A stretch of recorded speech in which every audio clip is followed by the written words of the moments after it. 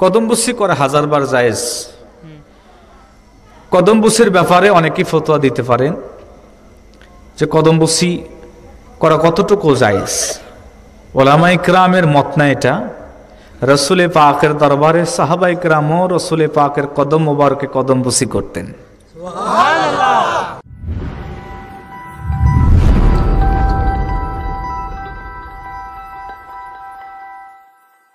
আসসালামু আলাইকুম ওয়া রাহমাতুল্লাহি ওয়া বারাকাতুহু।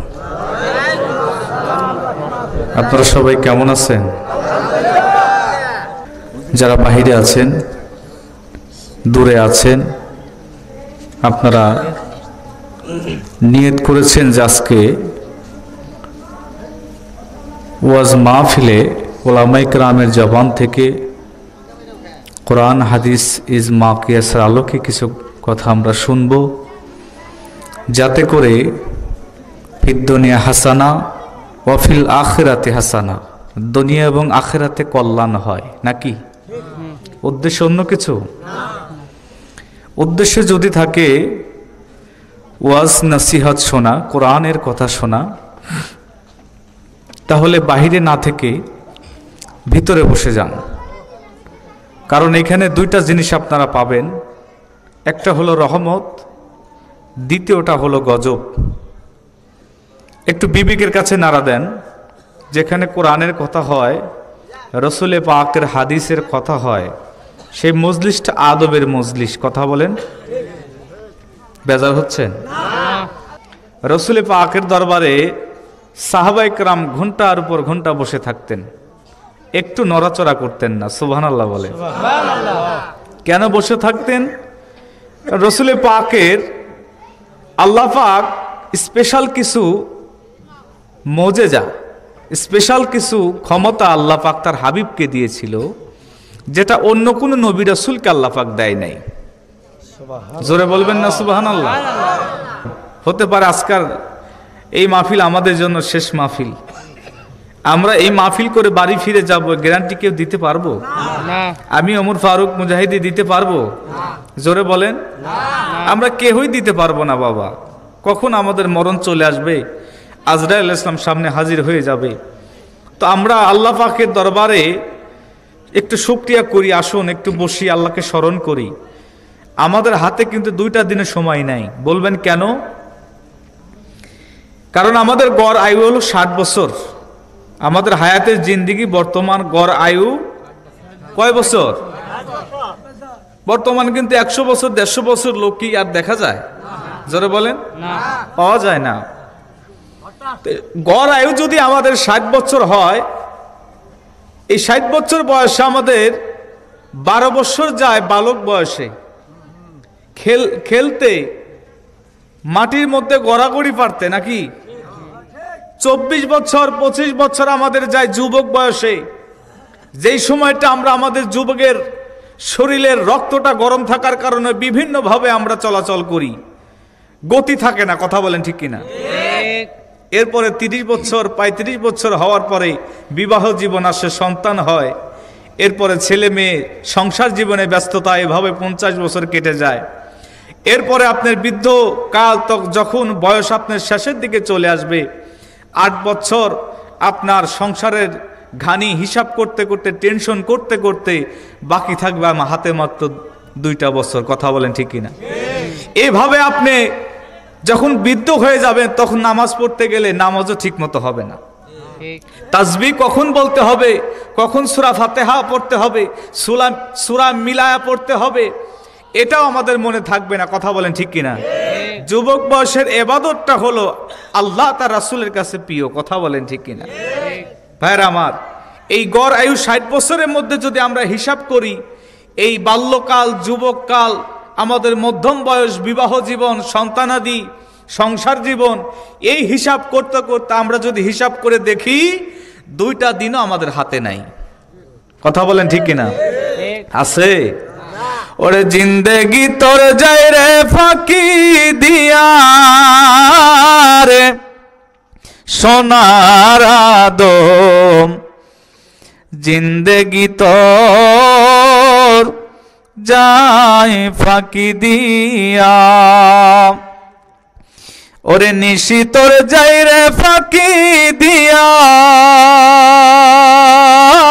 রে সোনার আদম জিন্দেগি তোর যাই ফাঁকি দিয়া। ও আদম রে পাক ধরিয়া গেছে দাড়ি, দন্ত আছে গোটা চারি রে, কথা বলেন, সমন জারি হইয়াছে তোর গিয়ারে সোনার আদম জিন্দেগি তোর যায় ফাঁকি দিয়া। তাই আসুন, কত রাত, কত দিন, কত মুহূর্ত আমাদের মাঝ থেকে চলে গেল, এই মুহূর্তগুলো আর আমরা ফিরে পাবো না, কথা বলেন ঠিক কিনা? বাবাজি, ওই কবরে বন্ধু বান্ধব আপনজন প্রিয়জন কেউ যাবে না, কাউকে আপন পাবেন না, বিবিকে না, সন্তানকে না, ভাইকে না, বাবা মাকে না, আপনার নেক আমলের উপরে আপনাকে হিসাব দিতে হবে। আসসালাতু ওয়াসসালামু আলাইকা ইয়া রাসূলুল্লাহ, আসসালাতু ওয়াসসালামু আলাইকা ইয়া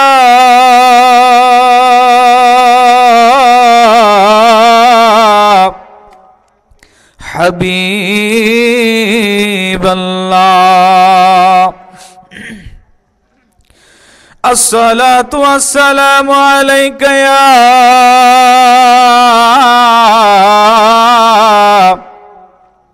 শাফিয়াল মুযনাবিন,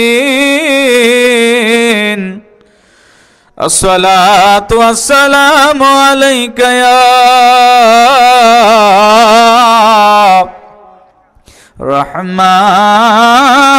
রাহমাতাল লিল আলামিন। আলহামদুলিল্লাহি রাব্বিল আলামিন, আসসালাতু ওয়াসসালামু আলা রাসূলিহিল কারীম ওয়া আলা আলিহি ওয়া আহলি বাইতিহি ওয়া আসহাবিহি ওয়া আউলিয়াই মিল্লাতিহি ওয়া উলামাই আহলে সুন্নাতিহি আজমাইন। أما بعد فقد قال الله تعالى في شان حبيبه ومحبوبه ومعشوقه مخبرا وآمرا إن الله وملائكته يصلون على النبي يا أيها الذين آمنوا صلوا عليه وسلموا تسليما اللهم জবান খুলে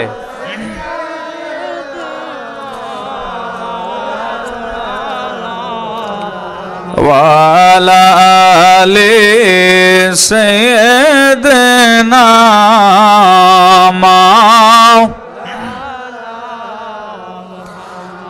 আমরা অধম গুনাহগার গো,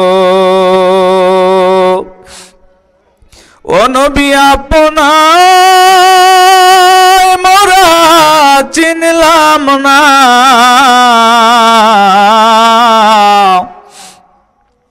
সেই কারণে রোজ হাসরে আমাদেরকে ভুলেন না। আল্লাহুম্মা সাল্লি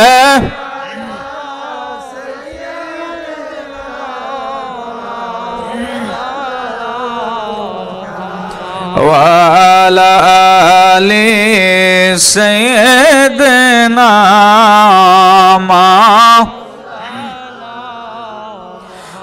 আমি পাপী অপরাধী মওলা তোমার দয়া চাই বলেন আমি পাপী অপরাধী মওলা তোমার।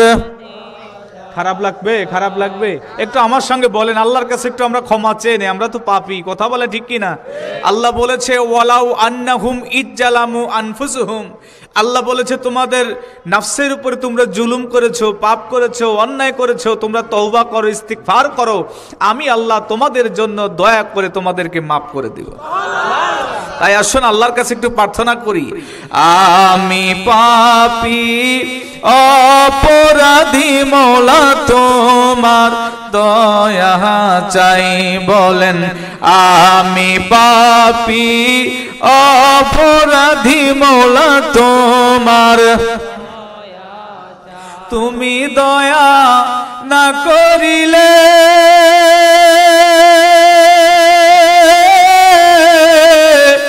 আমার হবে কি উপায় মওলা, তুমি দয়া না করিলে আমার হবে আমি পাপী অপরাধী মওলা তোমার দয়া চাই বলেন আমি পাপী অপরাধী মওলা তোমার। আমি কামেল পীরের মুরিদ গো হইয়া দেশ বিদেশে ঘুরি মওলা তোমার পাবার লাগিয়া, আমি কামেল পীরের মুরিদ গো দেশ বিদেশে ঘুরি রাসূল তোমার পাবার, তুমি দয়া না করিলে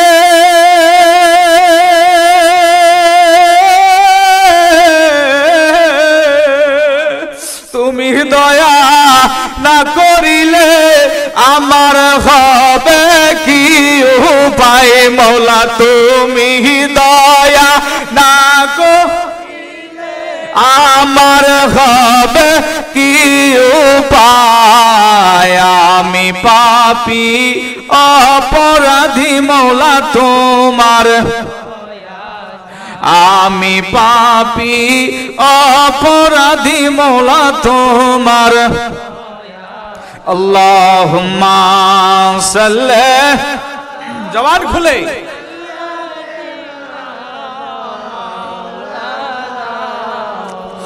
ওয়ালা আলি সাইয়্যিদিনা লা ইলাহা জোড়ে লা ইলাহা হক লা ইলাহা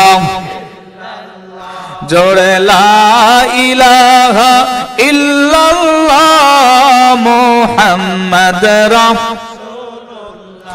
ভাইজান মদিনার পথ আমি চিনি না, কোন পথে দিব রওয়ানা বলেন মদিনার পথ আমি, আহা কোন পথে দিব,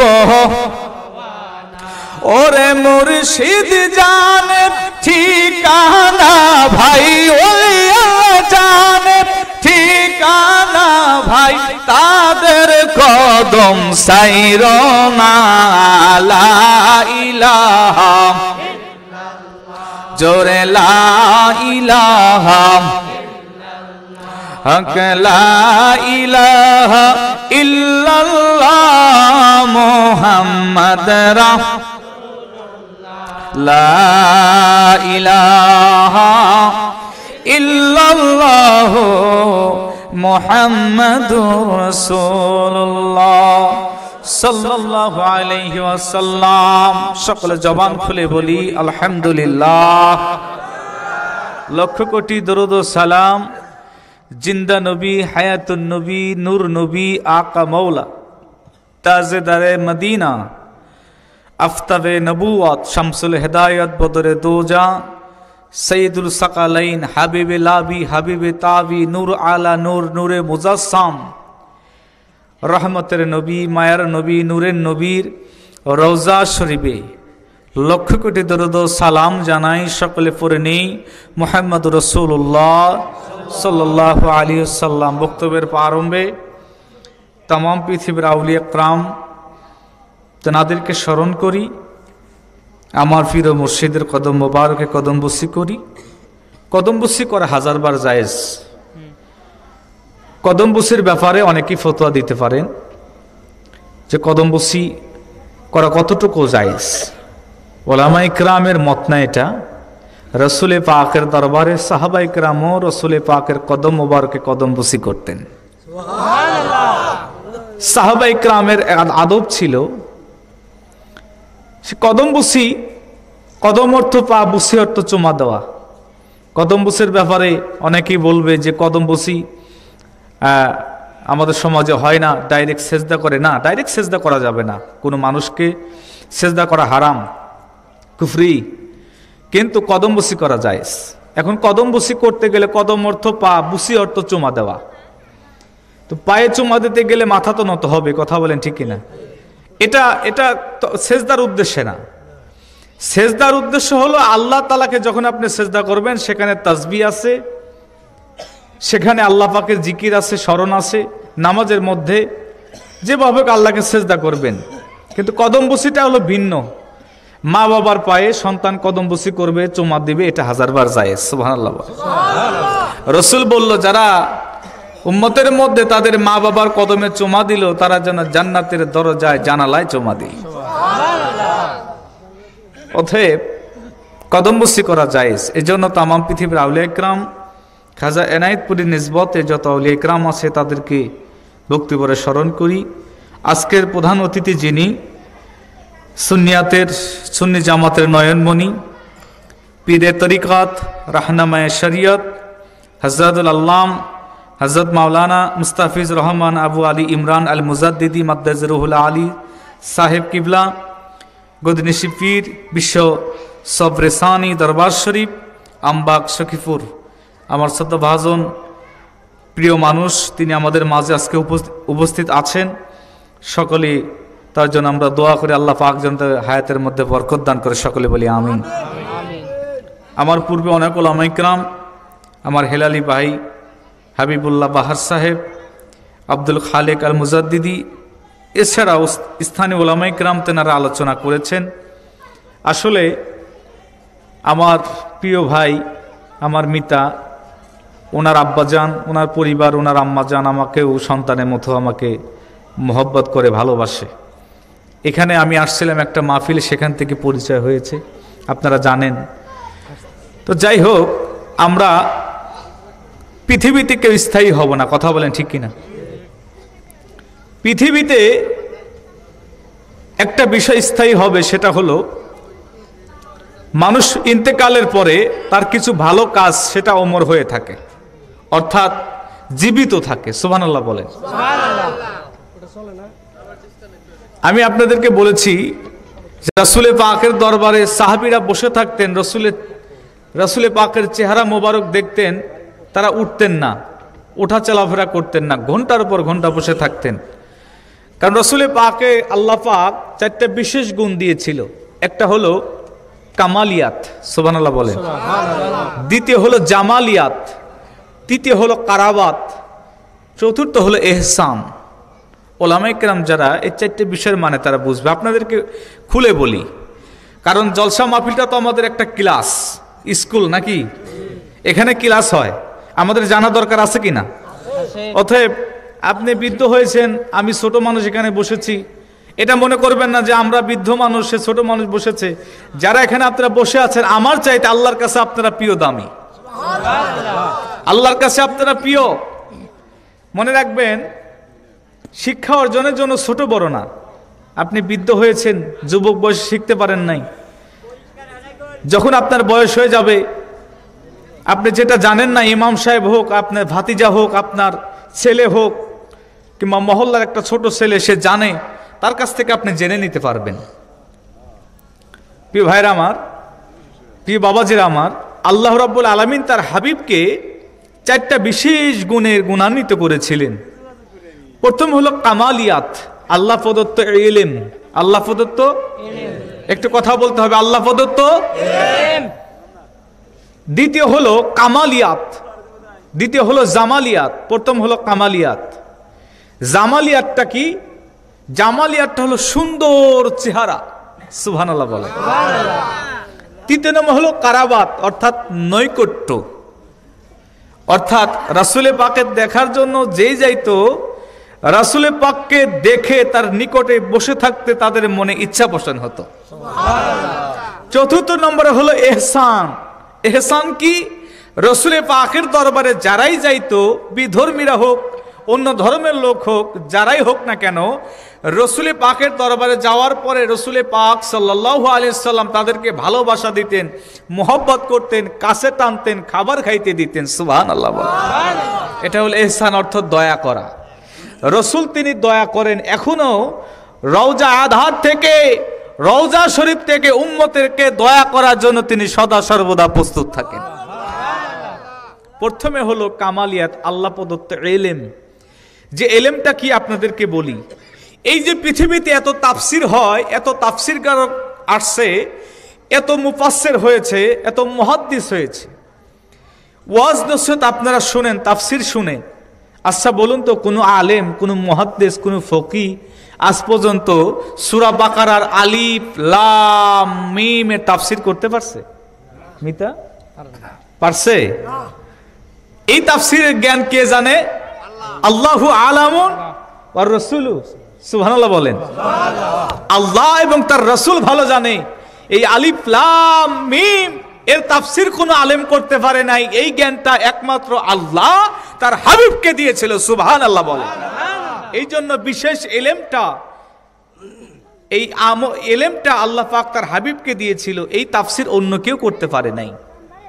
তবে যদিও এর ব্যাখ্যা আসছে, হাকিকি বিষয় আসছে, কিন্তু তাফসির কেউ করতে পারে নাই। বাবাজি, এরপরে জামালিয়াত, সুন্দর চেহারা। এই 4টা বিষয়ের উপর আলোচনা করতে গেলে অনেক সময় লাগবে। শুধু আপনাদের ধৈর্যটা যদি একটু আমার দিকে থাকে, যদি আল্লাহ রাসূলের মহব্বতে বসে শোনেন, তাহলে আশা করি ভালো লাগবে।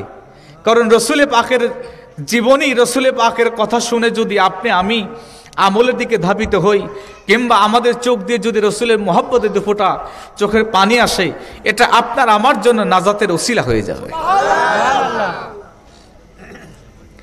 রাসূলে পাকের দরবারে অনেক আনসার সাহাবী যাইতেন।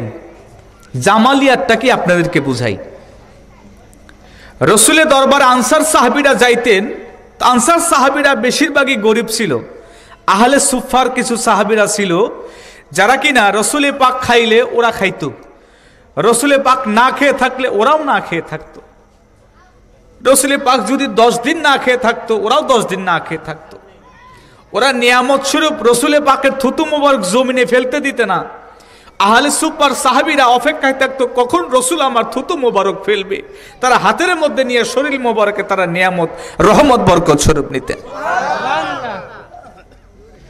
রহমতে আলাম নবী নূরে মুজাসসাম, সাহাবীরা আতর বানায় ওই নবীজির ঘাম। বলেন, সাহাবীরা আতর বানায় ওই রহমতে আলাম নবী নূরে মুজাসসাম, সাহাবীরা আতর বানায় ওই নবীজির ঘাম। বলেন, সাহাবীরা আতর বানায়। আনসার সাহাবীরা বেশিরভাগই ছিল গরিব। একজন আনসার সাহাবী, তার একটা বালক সন্তান ছিল। এই আনসার সাহাবী বড় অভাবী মানুষ ছিল।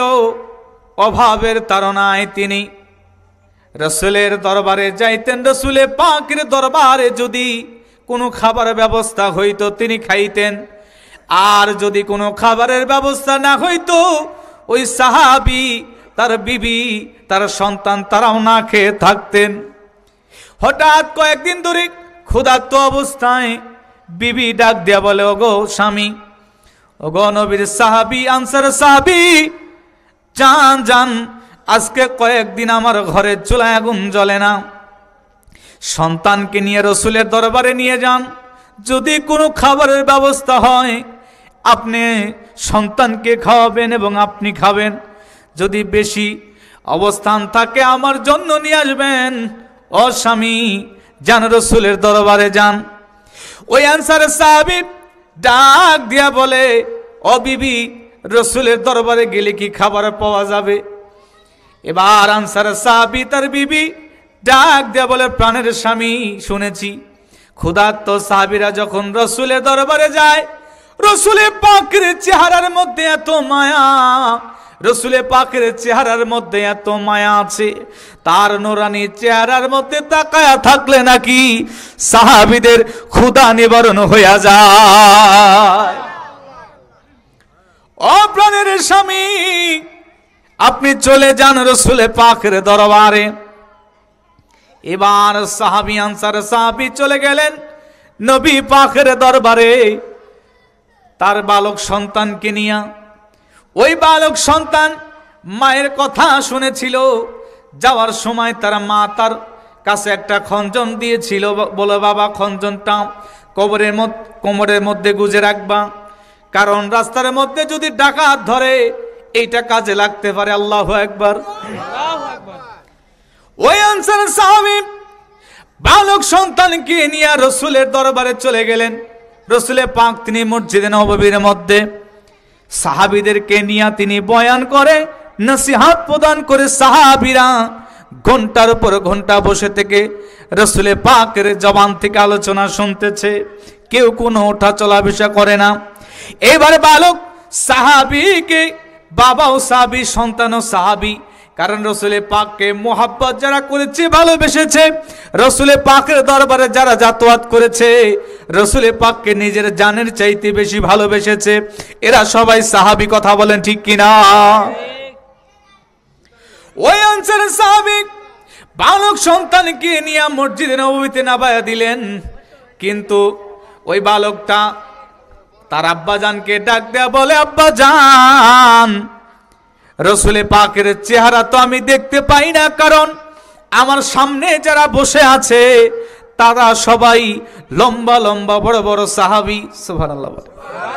তাদের ঘাড়ের কারণে আমি রসুলের পাকের চেহারাকে দেখতে পাই না। ও আব্বাজান, আপনার ঘাড়ের উপরে যদি আমাকে একটু উঁচা করে তুলতেন, আপনার কাঁধের উপরে যদি আমি বসতে পারতাম, রসুলের পাকের নূরানী চেহারা আমি দেখতে পাইতাম। ওই বালক সাহাবী বাবার কাঁধের উপরে উঠলেন। এবার দূর থেকে আবার রসুলের নূরানী চেহারা মোবারক দেখা যায়। ওই চেহারা মোবারক দেখে দেখে ওই বালক সাহাবী চোখ দিয়া দিয়া তার পানি পড়ে যায়। এবার তার আব্বাজান দেখে আমার বালক ছেলেটা, বালক বাচ্চাটার চোখ দিয়ে পানি বের হয়। এবার জিজ্ঞাসা করা হলো, এ বালক, হে আমার সন্তান, তোমার চোখ দিয়ে পানি আসে কারণটা কি? এবার বালক ডাক দিয়া বলে, আব্বাজান, আমি রসুলের পাকের চেহারার মধ্যে দেখলাম এত মায়া, এত দয়া, এত প্রেম, এত ভালোবাসা। আমি যখন তার চেহারার দিকে তাকায়াছিলাম, আমি দেখলাম আমার এতদিনের ক্ষুধার্ত আমার সামনে কারা যেন আমার ফল খাবার নিয়ে আসছে। সুবহানাল্লাহ। কিছু খাবার নিয়ে আসছে, আমার মনে হচ্ছিল আমি কি যেন খাইতেছি, খাইতে খাইতে আমার পেটটা ভরে গেছে। এবার বালক সন্তান রসুলের পাকের চেহারা দেখে আর পেটটা প্রায় বলে, আলহামদুলিল্লাহ, আলহামদুলিল্লাহ। এবার আনসার সাহাবী ডাক দিয়া বলে, এ বালক, হে আমার সন্তান, তুমি পেটের মধ্যে থাপড়ায় থাপড়ায় কেন আলহামদুলিল্লাহ বলো, কারণটা কি? এবার বালক ডাক দেয়া বলে, আব্বাজান, রসুলের পাকের চেহারা দেখে আমার ক্ষুধা তো দূর হয়ে গেছে আর আমার পেটটা যেন ভরে গেছে, এই জন্য আমি আলহামদুলিল্লাহ বললাম। আলহামদুলিল্লাহ আমি বললাম, আল্লাহর প্রশংসা করলাম। এবার বাবা এবং ছেলের এই ঘটনাটা আমার আল্লাহ ফেরেশতাদের মাধ্যমে তার প্রিয় বন্ধুকে জানায়া দিলেন। সুবহানাল্লাহ। সকল সাহাবী যখন মজলিস শেষ হয়ে গেল, আমার নবীজি সবাইকে বললেন তোমরা একটু দূরে বসো। আনসার সাহাবীকে ডাক দিলেন, ডাক দেওয়ার পরে বললেন, ও আনসার সাহাবী, তোমার বালক সন্তানকে নিয়ে আসছো? বলে হ্যাঁ। তোমার বালক সন্তানকে আমার কাছে নিয়ে আসো। বালক সন্তানকে নিয়ে আসা হলো। এইবার আনসার সাহাবীকে বলা হলো, এ আনসার সাহাবী, তুমি কি আমাকে ভালোবাসো? বলি ইয়া রাসূলুল্লাহ, হাবিবাল্লাহ, আমার জানের চাইতে আমার রাসূলুল্লাহকে আমি বেশি ভালোবাসি। রসুলকে বেশি ভালোবাসি আমার জানের চাইতে।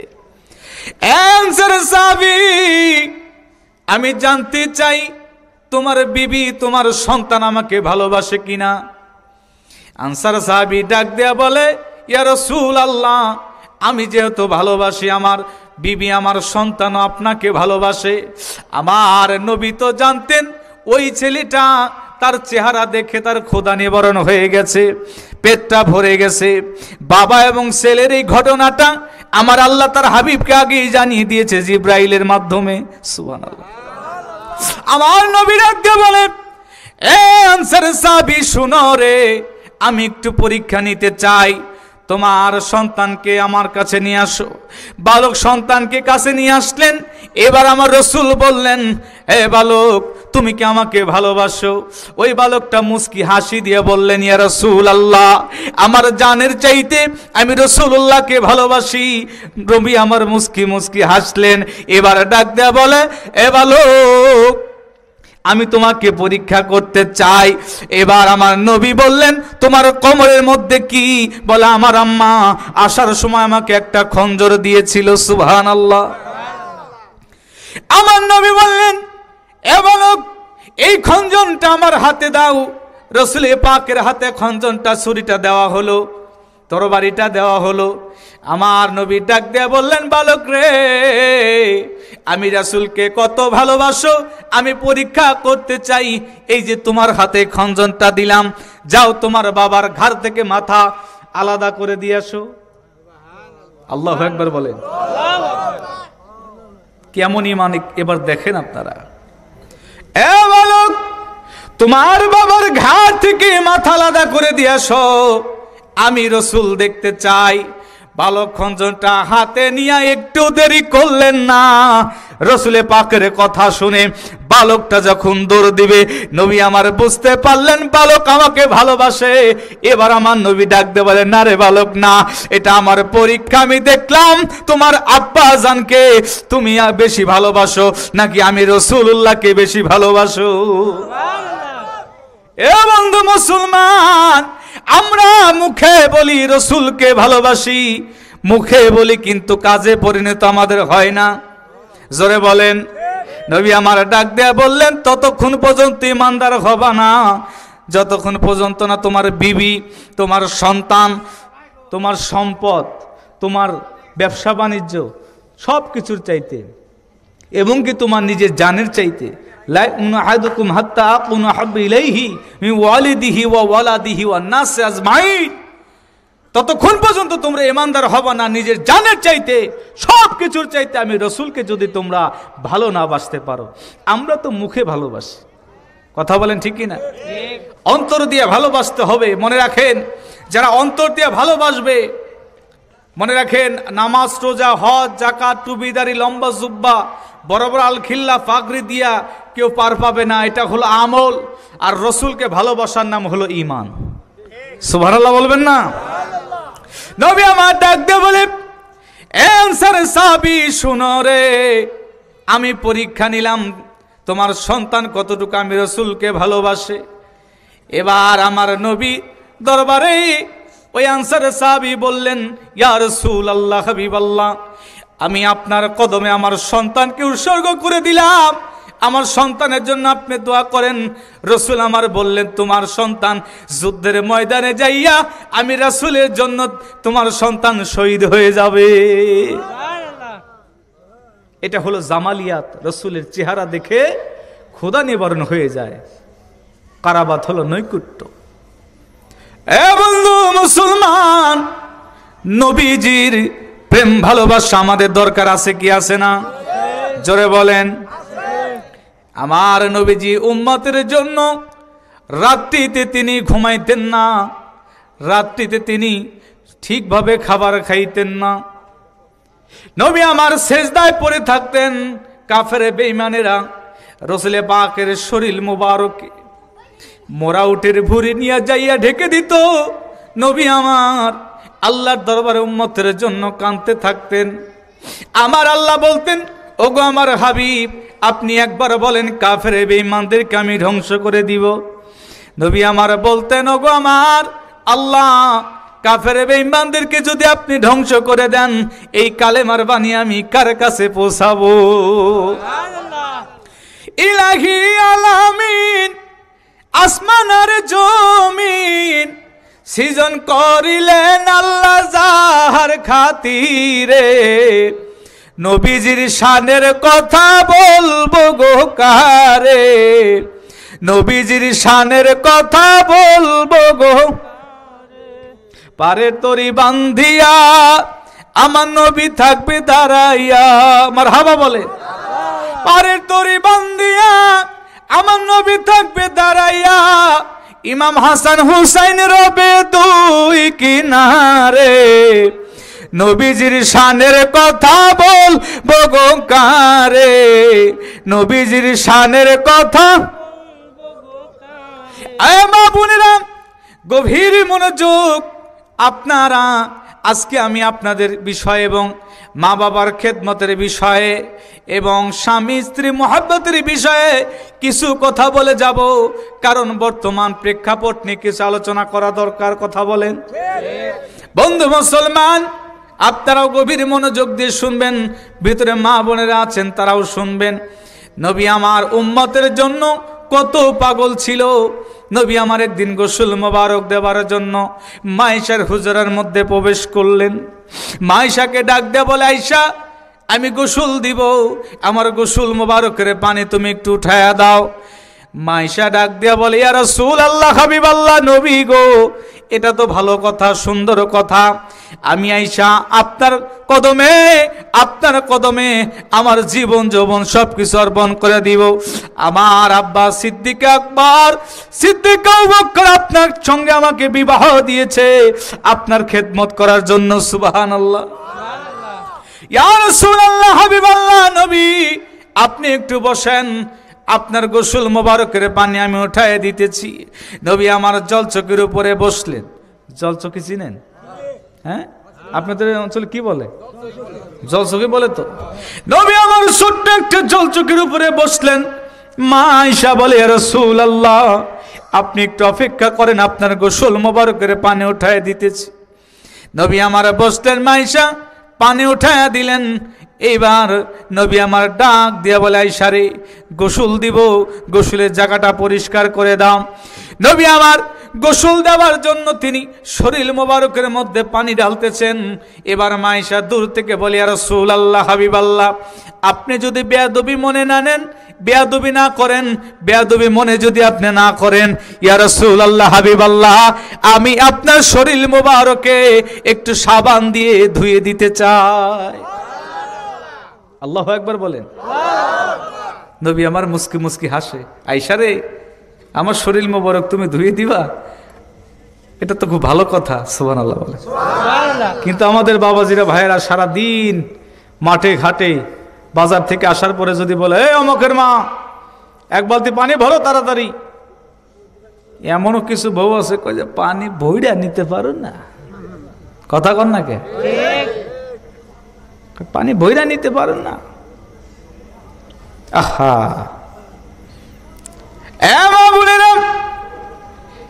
আমার নবীজির বিবিরা উম্মতের জন্য মা, নবীজির বিবিদের কাছ থেকে আমাদের শিক্ষা অর্জন করতে হবে। মাইশা ডাক দেয়া বলে, ইয়া রাসূলুল্লাহ, হাবিবাল্লাহ, নবী গো, আপনি আমাকে অনুমতি দেন, আপনার শরীর মোবারক আমি ধুয়ে দিব। নবী আমার বললেন, ঠিক আছে।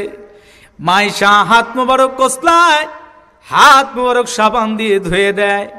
এবার যখন হাত ধোয়া শেষ হয়ে যায়, মাইশা বলে, ইয়া রাসূলুল্লাহ, আপনার জুব্বা মুবারক খানা যদি উঁচা করতেন, আপনার পিঠ মুবারক সাবান দিয়া দিয়া আমি আয়েশা সুন্দর করে ধুয়ে দিতাম। আমার নবীজি জুব্বা মুবারক উঁচা করলেন, মা আয়েশা সাবান দিয়া দিয়া রসুলে পাকের পিঠ মুবারক কসলাইতে গেছে। নবীজির পিঠ মুবারক যখন কসলাইতে গেছে রে, যা দেখে নবীজির পিঠ মুবারকের মধ্যে কালো কালো দাগ কি যেন দেখা যায়।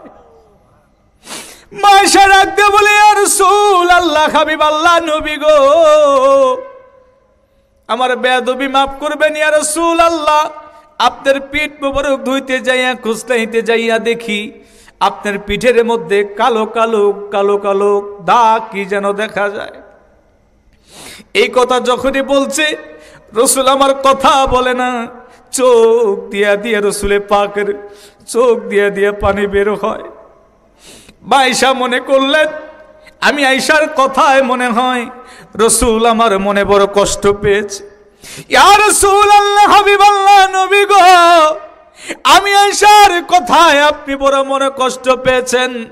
নবী আমার মাথা ঝাঁকায় বলে, না রে আয়েশা, না, তুমি আয়েশার কথায় আমি মনে কোনো কষ্ট পাই নাই। ইয়া রাসূলুল্লাহ, তাহলে কেন আপনি চোখের পানি ছেড়ে দিয়ে কাঁদতেছেন, কারণটা কি?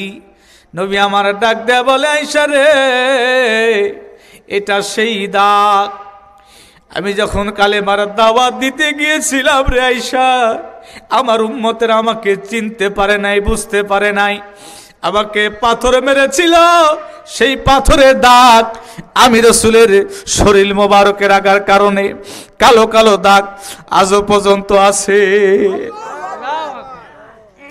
আয়েশা চোখের পানি ছেড়ে দিলেন। নবী আমার কান্না করে, আয়েশা সিদ্দিকা রাদিয়াল্লাহু তাআলা আনহা তিনিও কান্না করে, কান্নার রোল পড়ে যায়। নবী আমার ডাক দেয়া বলে, আয়েশা রে, কান্না করার কোনো দরকার নাই।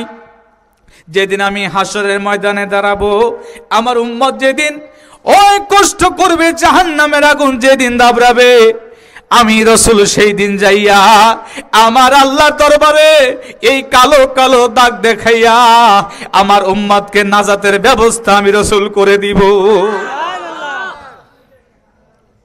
ইলাহি আলামিন আসমান আর জমিন সৃজন করিলেন আল্লাহ যাহার খাতিরে, নবীজির শানের কথা বলবো গো কারে, নবীজির শানের কথা বলবো গো কারে। এবং মনটা একটু নরম করে দেন, মনটা মদিনার দিকে রুজু করে দেন। রসুলে পাকের জীবনী থেকে যদি আপনার আমার চোখ দিয়ে মাছির বুটার মতো 2 ফোঁটা পানি গড়ায় গড়ায় পড়ে, খোদা কি কসম করে বলি, এটা আপনার আমার জন্য ময়দানে হাসরে আমাদের জন্য নাজাতের ওসিলা হয়ে যাবে। এ বন্ধু, আমার নবী এতিম নবী, নবীজি যখন দুনিয়াতে আসবেন, আসার সময় নবী আমার কষ্ট করেছেন, উম্মতকে ভুলেন নাই। নবীজির ইন্তেকাল শরীফ যখন হয়ে যাবে, তখনও নবী আমার উম্মতকে ভুলে নাই। মনে রাখবেন, আমার নবী শিশু অবস্থায় তিনি এতিম হয়েছিলেন, এরপরেও কিন্তু তার কাছে আমার আল্লাহ পাক শুধু সান্ত্বনার বাণী শুনেছে। ওগো আমার হাবিবকে বলেছে এতিম না, না, আমি স্বয়ং পরওয়ারদিগার আপনার সঙ্গে আছি। এ যুবক ভাইরা, নবী আমার কিন্তু ছোট অবস্থায় মায়ের খেদমত বাদ দেন নাই, দিছে না? জোরে বলেন না। মা আমিনার থেকে যখন হালিমাতুস সাদিয়া যখন নিয়ে গেলেন রসুল আমার ছোট অবস্থা, হালিমাতুস সাদিয়ার বাড়িতে রসুল আমার বড় হচ্ছিলেন, এরপরেও কিন্তু তিনি কোনো বেয়াদবি কোনো আচরণ করে নাই মায়ের সাথে, বাবার সাথে। কথা বলেন ঠিক কিনা? কিন্তু বর্তমান সময় কিছু যুবক ভাইদেরকে দেখা যায়, কিছু বাবা মার কষ্ট না বুঝে, অভাবী সংসারে দিতে পারে না, তারপরেও মাকে ধমক দেয়, বাবাকে ধমক দেয়, বেয়াদবি করে, আছে কিনা? জোরে বলেন। আরে মা বাবাকে কষ্ট দিবেন না। মা বাবা এমন সম্পদ, যাদের মা বাবা চলে গেছে এরা জানে মা বাবা হারানো কি কষ্ট। কথা বলেন ঠিক কিনা?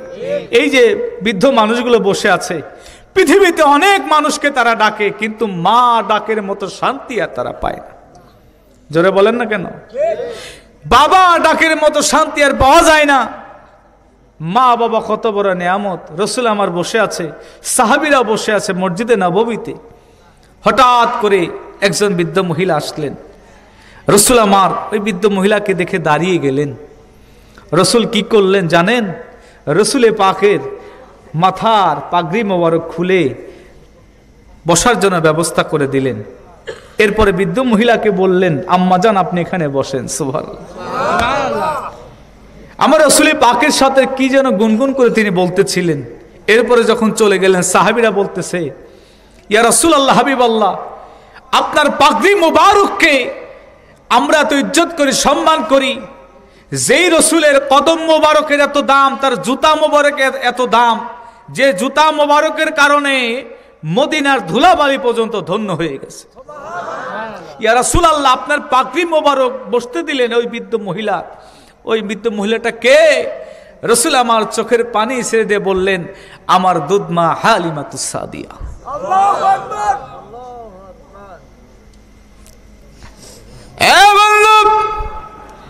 মায়ের মতো দরদি হয় না যে মা 10 মাস 10 দিন আপনার আমাকে পেটে রাখলেন। যুবকেরা একটু মনোযোগ সহকারে শুনবা। বর্তমানে অনেক ঘটনা ঘটতেছে। গত 3 দিন 4 দিন আগে বগুড়াতে শুনলাম নাকি মাকে সন্তান জবাই করে দিয়েছে। এই নির্মম ঘটনা পৃথিবীতে অনেক রহরহ ঘটতেছে। ঢাকার শহরেও সন্তান বাবাকে ব্ল্যাকমেইল করে হত্যা করে সম্পদ লিখে নেয়। বন্ধু মুসলমান, আমার নবী হালিমাতুস সাদিয়া শুধু নয়, তার নিজের আম্মা জানকে যখন তিনি আবুয়া প্রান্তরে বাবার কবর জিয়ারত করবার জন্য গিয়া মা যখন ইন্তেকাল করলেন, তার পালিত মা ছিল উম্মে আইমান। আমেনা বললেন, এ উম্মে আইমান, আমার হাতের মধ্যে তুমি হাত রাখো, আমাকে ওয়াদাত করো, আমার শিশু মোহাম্মদকে তোমার কাছে রেখে গেলাম, যতদিন পর্যন্ত তুমি থাকবা আমার শিশু মুহাম্মদ রাসূলুল্লাহকে তুমি আদর করবা, মহব্বত করবা, সন্তানের পরিচয় দিবা। তোমার সন্তান হিসেবে আমি এই মুহাম্মদকে রেখে গেলাম তোমার কাছে। বন্ধু মুসলমান, আজকে মা কত বড় নিয়ামত আপনাদেরকে একটু বুঝাই। শিবলি নোমান রাহমাহুল্লাহ, ওনার জীবনের একটি ঘটনা আপনাদেরকে বলি। ওনার কিতাবের মধ্যে দেখলাম হযরত আল্লাহর ওলি শিবলি নোমান রাহমাহুল্লাহ তিনার কিতাবের ভিতরে উল্লেখ করলেন, আমি বিগত 25 বছর 24 বছর খানায় কাবা তাওয়াফ করার জন্য আমি যাই। হঠাৎ করে 2-3 বছর ধরে একজন পুরুষ মানুষকে আমি কান্না করতে দেখি। আল্লাহু আকবার। কোথায় আমি কান্না করতে দেখি? বাইতুল্লাহর পাশে, রুকনে ইয়ামিনের পাশে মাঝামাঝি অবস্থায় পাথরের সাথে মাথা টুকরায় টুকরায় কান্দে।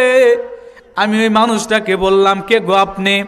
আজকে কয়েক বছর যাবত এখানে আপনি খানায় কাবা, আমি হজ করবার জন্য আসি, উমরা করবার জন্য আমি আসি, আর আমি দেখি আপনি মাথা টুকরায় টুকরায় এখানে কান্না করেন, কারণটা কি? শিবলি নোমান তিনি দাঁড়িয়ে আছেন। ওই ব্যক্তি বলে, আমি অন্ধ মানুষ, আপনি কি, আপনার পরিচয় কি? এবার শিবলি নোমান বললেন, ওগো ভাই, আমি শিবলি নোমান, আমার বাড়ি এখান থেকে কয়েক হাজার কিলোমিটার দূরে। এবার বললেন, আপনার হাতখানা আমার একটু আগায়া দেন। শিবলি নোমান তিনার হাতখানা আগায়া দিলেন। অন্ধ ব্যক্তি বুঝতে পারলেন এটা হলো সেই শিবলি নোমান যিনি হলেন আল্লাহর প্রিয় বন্ধু। এবার ওনার হাতটা ধরে ওই অন্ধ ব্যক্তি কান্নাকাটি শুরু করে দিয়েছে। শিবলি নোমান ডাক দেয়া বলে, ভাই কান্না করো, তোমার কপাল টুকরায় টুকরায় কান্না করতেছো, কপাল ফেটে রক্ত বের হয়। ওই ব্যক্তি বলে, ও গো আল্লাহর বন্ধু, জীবন রেখে লাভ কি, কারণ আমার জীবনের কোনো মূল্য নাই। শিবলী নোমান ডাক দেয়া বলতেছেন, বন্ধু এ কথা বলো কেন? বলে, আমার জীবনের অনেক লম্বা ইতিহাস, আমি এতদিন পর আপনাকে পাইলাম, আপনার মাধ্যমে আমি আল্লাহ তাআলার কাছে আমি মাপ চাইতে চাই, আল্লাহ আমাকে মাপ করবে কিনা? বলে, তোমার ঘটনা আগে বলো। শিবলী নোমান দাঁড়িয়ে আছে, ওই অন্ধ ব্যক্তি ডাক দেয়া বলে, ওগো আল্লাহর ওলি, আমার সুন্দর সংসার ছিল, আমার বিবি ছিল, আমার মা ছিল, আমি একজন কাঠুরিয়া মানুষ, বনের মধ্যে কাঠ কাটি। আমি যখন বিবাহ করলাম, বিবাহ করবার পরে আমার বিবিকে বাড়িতে নিয়ে আসলাম। আমার বিবি বাড়িতে থাকা অবস্থায় মাঝে মধ্যে আমার মার সঙ্গে ঝগড়া লাগতো। কি লাগতো? লাগেনি? সাবধান, আমার মায়ের সঙ্গে ঝগড়া লাগতো।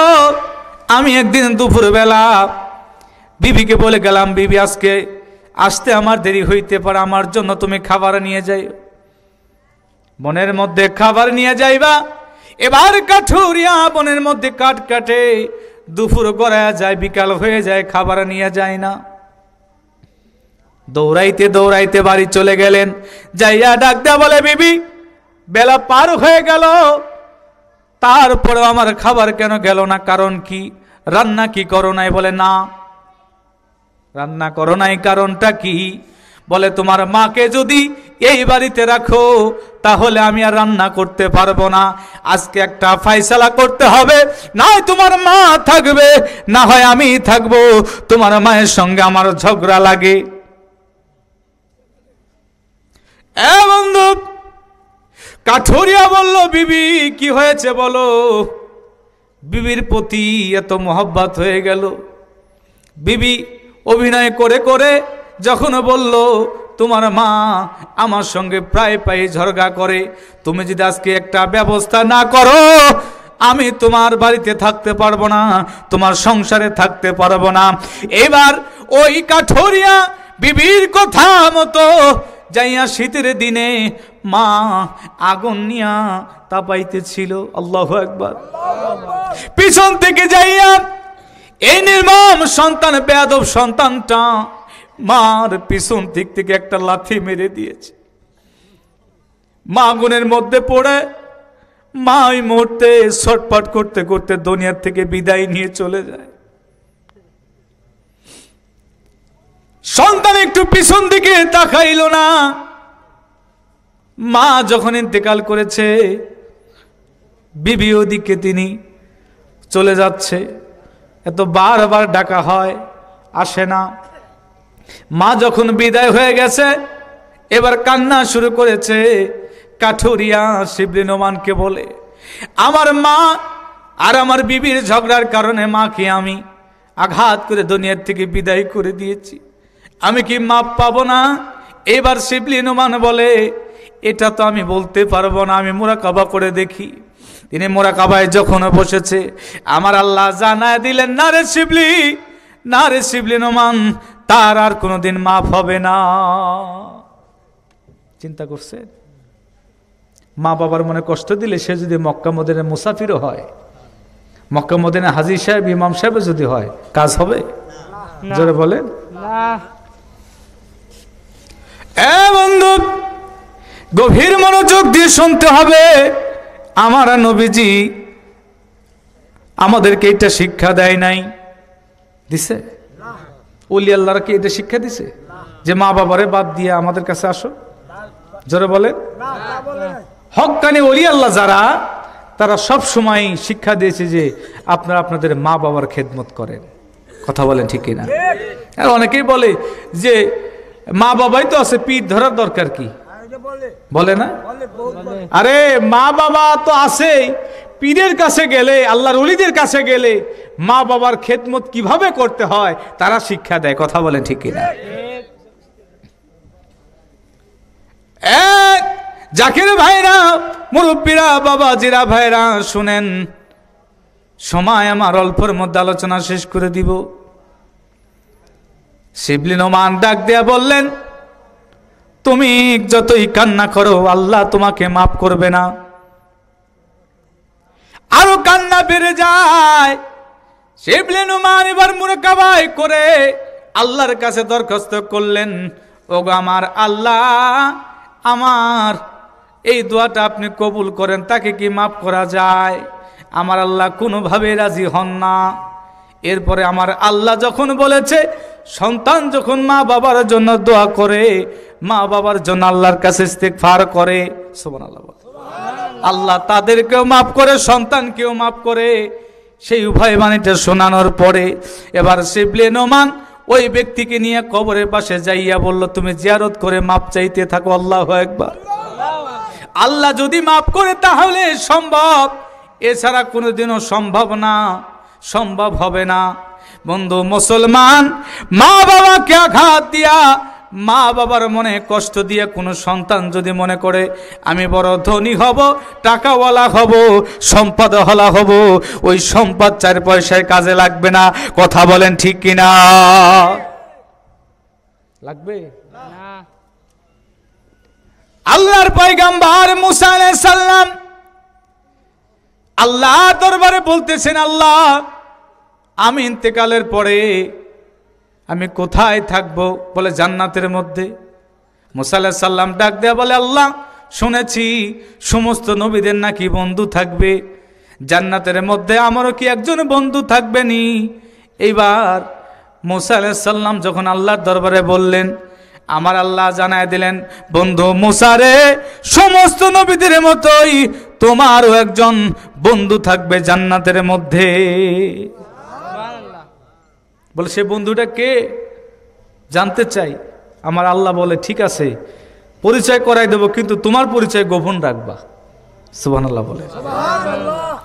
আল্লাহর পয়গম্বর মুসা আলাইহিস সালাম আল্লাহর দরবারে যখন বললেন, আমার সঙ্গে জান্নাতের মধ্যে থাকবে যে, তার সঙ্গে আমি দেখা করতে চাই। বলে ঠিক আছে, তোমার এলাকা থেকে কয়েক কিলোমিটার দূরে একটা বাজার আছে, ওই বাজারের মধ্যে যাইয়া দেখবা অমুক একটা স্থানের মধ্যে একজন ব্যক্তি, কসাই ব্যক্তি, তিনি গরু জবাই করে গরুর গোশত বিক্রি করে। ওই কসাই হবে তোমার জীবনে জান্নাতের মধ্যে তোমার প্রিয় বন্ধু। কসাই ব্যক্তি হবে তোমার বন্ধু। আল্লাহর পয়গম্বর মুসা আলাইহিস সালাম তিনি রওনা হয়ে গেলেন কসাইয়ের সাথে দেখা করার জন্য। বাজারের মধ্যে যখন চলে গেলেন, যাওয়ার পরে দেখে কসাই ব্যক্তি গোশত বিক্রি করতেছে। এমন একজন কসাই ব্যক্তি, গোশত বিক্রেতা, ওজনে কমও দেয় না বেশিও দেয় না, কিন্তু আমাদের এলাকার মধ্যে গোশত বিক্রেতা, তারা গোশত কিনতে গেলে 5 কেজি কিনতে গেলে 1.5 কেজি ছাট মেরে দেয়। কথা বলেন ঠিক কিনা? 5 কেজি গোশত কিনতে যাবে, 1.5 কেজি 2 কেজি ছাট মেরে দিবে। বর্তমানে এই অবস্থা। কিন্তু ওই কসাই ব্যক্তি এমন ব্যক্তি, ওজনে কমও দেয় না বেশিও দেয় না, আবার ভেজাল কোনো কিছু দিবে না। সুবহানাল্লাহ বলে। বাবা কষ্ট হচ্ছে না?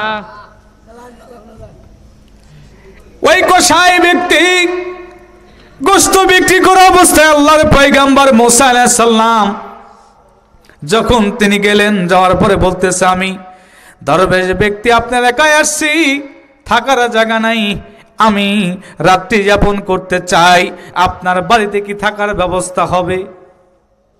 কসাই ব্যক্তি বলে, আমি কসাই গোশত বিক্রি করি, আমার বাড়িতে তেমন কেউ নাই, আছে আমার একটা বৃদ্ধ মা। সুবহানাল্লাহ। ঠিক আছে, আমি গোশত বিক্রি করা শেষ যখন হয়ে যাবে, আপনাকে নিয়ে আমার বাড়িতে যাব। কসাই ব্যক্তির মনে দয়া হয়েছে। আল্লাহর পয়গম্বর মুসা আলাইহিস সালাম তার পরিচয়কে গোপন রাখলেন রে।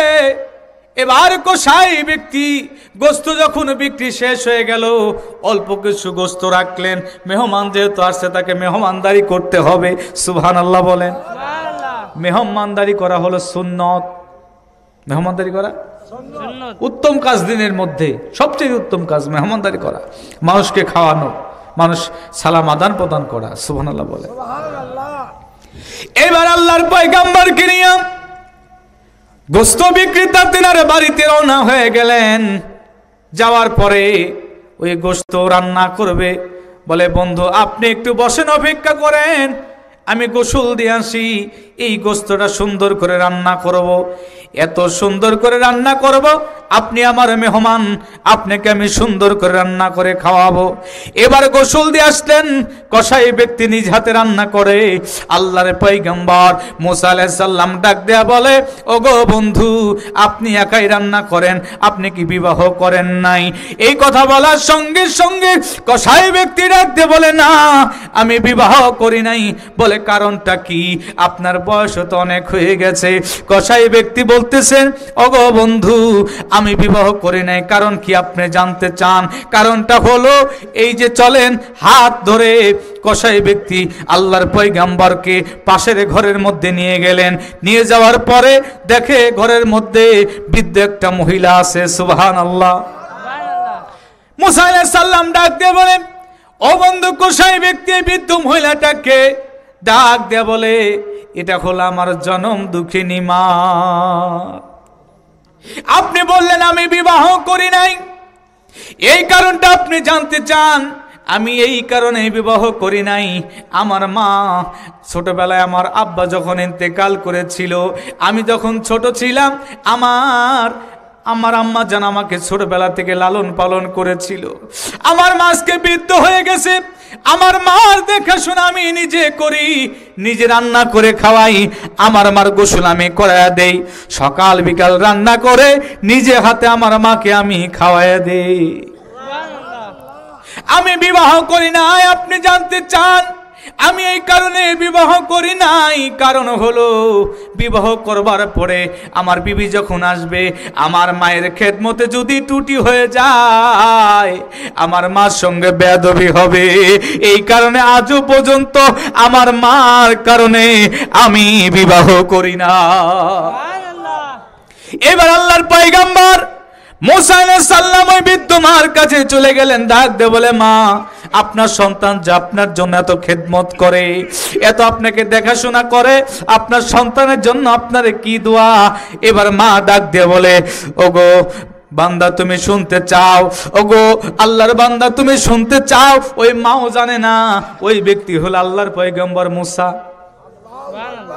ওই বৃদ্ধ মা ডাক দিয়ে বলে, আমি আল্লাহর দরবারে আমার সন্তানের জন্য সব সময় দোয়া করি। আমার সন্তান যখন ইন্তেকাল হয়ে যাবে, আমার সন্তানকেও আমার আল্লাহ জান্নাত নসিব করায়ও।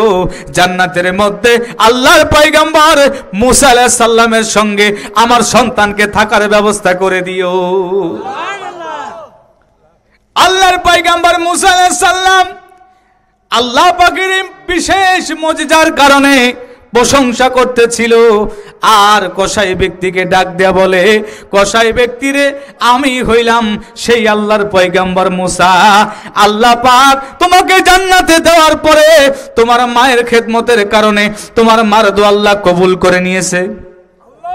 তুমি যখন জান্নাতে থাকবা, জান্নাতে তোমার বন্ধু হবে আল্লাহর পয়গম্বর মুসা। আমি হইলাম সেই আল্লাহর পয়গম্বর মুসা আলাইহিস সালাম। মায়ের খেদমত দরকার আছে নি? আছে। মা যার ভাবে নাই তার মতো ভাগা নাই, খালা ফুপু মায়ের মতো না, না রে জান্নাতের চাবি আমার মা। মারহাবা। জান্নাতের চাবি আমার মা, মা গো জান্নাতের চাবি আমার মা। এ বন্ধু মুসলমান, মা বাবার খেদমত রাসূলের তরিকা অনুযায়ী যদি জীবন গড়তে পারি, ময়দানে হাসরে কোনো ভয় থাকবে না, পুলসিরাতের ঘাট পাড়ি দিতে কোনো ভয় থাকবে না। আমার রাসূলুল্লাহ উম্মতকে দেখে দেখে দেখে দেখে আল্লাহর জান্নাতে যাওয়ার সুব্যবস্থা করে দিবে। এ বন্ধু মুসলমান, আমার নবী কেমন উম্মতের জন্য পাগল, সেজদায় পড়ে পড়ে উম্মতের জন্য কাঁদতে থাকবে। এদিকে নবীজির মেয়ে ফাতেমাতুজ জাহরা ময়দানে হাসরে যখন যাবে, আমার আল্লাহ ডাক দেয়া বলবে, এই হাসরবাসী তোমরা চক্ষুকে বন্ধ করো। সকল হাসরবাসী চক্ষু বন্ধ করবে। এবার আমার আল্লাহ ডাক দিয়ে বলবে, এ ফাতেমা, আজকে হাসরে মাঠ কায়েম করে দিয়েছি, তুমি কেন এখানে আসছো? কারণটা কি? মা ফাতেমা ওই দিন তার হাতের মধ্যে থাকবে বিষের পেয়ালা আর রক্ত মাখা জামা। কারবালার প্রান্তরে যেই দিন নির্মমভাবে ইমাম হুসেনকে শহীদ করা হয়েছিল, সেই রক্ত মাখা জামা আর ইমাম হাসান রাদিয়াল্লাহু তাআলা আনহুকে বিষ পান করানোর মাধ্যমে শহীদ করা হয়েছিল। সেই বিষের পেয়ালা নিয়া এবং কি মাওলা আলী কারামুল্লাহু তিনার জুব্বা মোবারক নিয়া মসজিদের মধ্যে তাকে নামাজরত অবস্থায় শহীদ করা হয়েছিল। সেই জুব্বা মোবারক নিয়া আল্লাহর দরবারে মা ফাতেমা সেদিন দাঁড়িয়ে যাবে। আমার আল্লাহ বলবে, মা গো মা, ও ফাতেমা তুই যাও, আজকে কিসের জন্য আসছো বলো? মা ফাতেমা বলবে, আল্লাহ আমার সন্তানদের কি যারা শহীদ করেছিল নির্মমভাবে কষ্ট দিয়ে দিয়া আমার স্বামীকে নামাজরত অবস্থায় যারা শহীদ করেছিল, সেই রক্ত মাখা জামা আর বিষের পেয়ালা নিয়ে আমি ফাতেমা হাজির, আমি আল্লাহর দরবারে বিচার চাই। ও আল্লাহ, আপনি বিচার করেন। আল্লাহ পাক বিচারের কাজ শুরু করবে।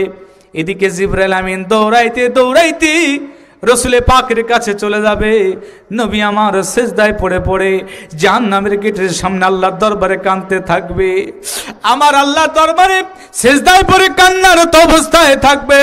জিবরাইল আমিন বলবে, রাসূলুল্লাহ, হাবিবাল্লাহ, আপনি কান্না করেন, ওইদিকে আপনার সমস্ত উম্মত জাহান্নামের দিকে চলে যায়। নবী আমার ডাক দিয়ে বলে, কেন জাহান্নামে যাবে কেন? এই কারণে কি আমি রাসূল দুনিয়ার মধ্যে কান্না করেছি, এখন আমার উম্মতের জন্য কান্না করি, কেন জাহান্নামে যাবে বলো?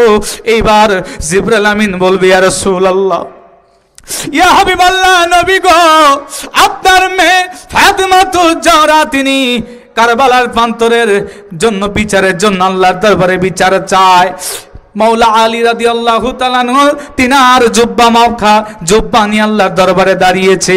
ইমাম হুসাইন রাদিয়াল্লাহু তাআলা কারবালার প্রান্তরে রক্ত মাখা জুব্বা নিয়ে আল্লাহর দরবারে বিচার চায়। আমার আল্লাহ যদি বিচারের কাজ শুরু করে, একটা উম্মত জান্নাতে যাইতে পারবে না, সবাই জাহান্নামে চলে যাবে। নবী আমার দৌড়াইতে দৌড়াইতে চলে যাবে মা ফাতেমার কাছে।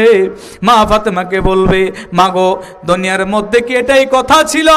মা ফাতেমা ডাক দিয়ে বলবে, আব্বা জান, বুঝতে পারলাম না। আমার নবী ডাক দিয়ে বলবে, নারে তাকবীর, নারে তাকবীর। বুঝে আমার বক্তা চলে আসছে, আপনারা আমার জন্য দোয়া করবেন, আমি আপনাদের জন্য দোয়া করি। আসুন একটু দোয়া করে, আল্লাহুম্মা আমিন। আলহামদুলিল্লাহি রাব্বিল আলামিন, আসসালাতু ওয়াসসালামু আলা রাসূলিহিল কারীম ওয়া আলা আলিহি ওয়া আসহাবিহি আজমাইন। রাব্বিল আলামিন, আল্লাহ তোমার বান্দা মাওলানা ওমর ফারুক মুজাদ্দিদি সাহেবের বাসভবনে আজকের এই মাহফিলে যারা আশ্রম দিয়ে, বুদ্ধি দিয়ে, টাকা দিয়ে, পয়সা দিয়ে যে যেভাবে খেদমত আঞ্জাম দিল, প্রত্যেকের খেদমত, প্রত্যেকের হাজিরা কবুল করে নি আল্লাহ, সবাইকে তুমি মাফ করে দাও আল্লাহ। আমাদের আপনজন প্রিয়জন যারা কবরে, তাদেরকে মাফ করে দাও আল্লাহ। আজকের মাহফিলের বক্তা শ্রোতা ওলামায়ে কিরাম, আল্লাহ পীরে তরিকাত রাহনামে শরীয়ত মুস্তাফিজুর রহমান আবু আলী ইমরান সাহেবকে সহ আল্লাহ সবাইকে কবুল করে নাও। রব্বুল আলামিন, তোমার বান্দা বান্দি আগামী বছরের জন্য তারা দান করবে গো আল্লাহ। ভিতরে মা বোনেরা আছে, কার যেন স্বামী নাই, কার যেন কোলের সন্তান দুনিয়া থেকে বিদায় নিয়েছে। রব্বুল আলামিন, আল্লাহ আজকের মাহফিলে যারাই বসে কোরআন হাদিসের কথাগুলি শুনতেছে গো আল্লাহ, সবাইকে কবুল করে নাও আল্লাহ। আজকের মাহফিলের তাবারককে তুমি কবুল ও মঞ্জুর করে নাও। দোয়া করে বলি, আল্লাহুম্মা আমিন। লা ইলাহা ইল্লাল্লাহু মুহাম্মাদুর রাসূলুল্লাহ।